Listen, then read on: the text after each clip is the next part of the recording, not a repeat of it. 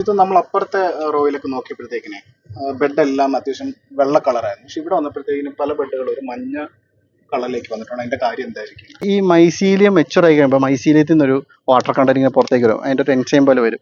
അതാണ് ഈ മഞ്ഞയ്ക്ക് കാരണം. അപ്പോൾ അതുകൊണ്ട് നമുക്കങ്ങനെ ഈ മഞ്ഞ വന്നു ബെഡ് അങ്ങനെ കേടായി എന്നൊന്നും അർത്ഥമില്ല. പിന്നെ ഓവറായിട്ട് നമ്മൾ വെള്ളം നനച്ചാൽ അല്ലെങ്കിൽ ബെഡിൽ വെള്ളം ഉണ്ടെങ്കിൽ അങ്ങനെ മഞ്ഞ വരും. പക്ഷേ നമ്മളുണ്ട് ഈ സെയിം ഫാമിൽ തന്നെ അതാണ് കുറച്ചുകൂടെ പഴയ ബെഡ്. പക്ഷേ ഇവിടെ കുറച്ചുകൂടെ, പക്ഷേ ഈ പറഞ്ഞ ബേസിക്കലി മൈസീലിയത്തിൽ നിന്ന് വരുന്ന ഒരു എൻസൈം, അതിൻ്റെ ഒരു ആക്ടിവിറ്റി ആയിട്ട് വരുന്നൊരു മഞ്ഞ കളറാണ്.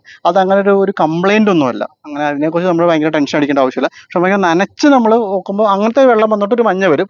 അല്ലാതെ ഹെൽത്തി ആയിട്ടുള്ള ബെഡ് നിൽക്കുവാണ് വേറെ ഇതുപോലത്തെ ഒരു മഞ്ഞയൊക്കെ ആണെങ്കിൽ അതിൻ്റെ ഒരു മെച്ചുറായിട്ട് മൈസീലും മെച്ചുറായിട്ട് അതിൻ്റെ ഒരു എൻസൈം ആക്ടിവിറ്റിയോട് വേണ്ടതാണ്.